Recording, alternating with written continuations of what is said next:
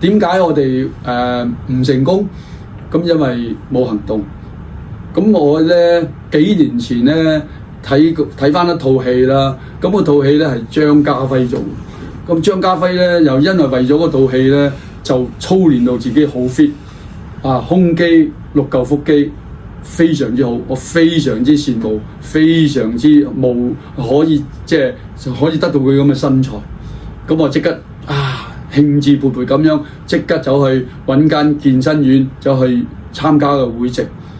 咁買晒健身嘅服裝準備安排去做。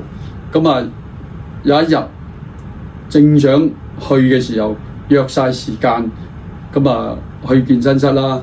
點知去嘅時候，突然間有個同事話俾你聽：喂，我哋約咗邊個一齊去飲酒慶祝。咁因為你知我都係貪玩㗎啦。咁做，今日唔做咪聽日做咯，係咪先？跟住我就去咗吃喝玩樂。唔緊要，聽日再做過。咁我又將個時間改咗，聽日去。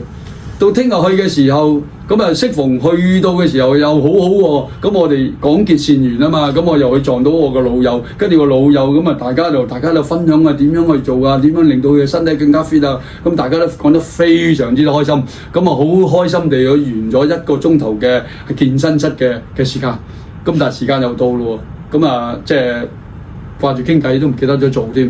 唔緊要，再下一次。到下一次嘅時候，我又安排咗時間準備出門啦。發覺到自己好似心情有啲欠佳，唔係狀態。聽講咧，唔係狀態嘅時候去做運動咧，更加傷身㗎嘛，係咪？跟住我就唔去啦。又唞唞啦。如是者咁樣，每次想去嘅時候都有唔同嘅情況，令到我雖然參加咗3個月嘅健身課程，但係喺健身呢一方面係完全冇行動到。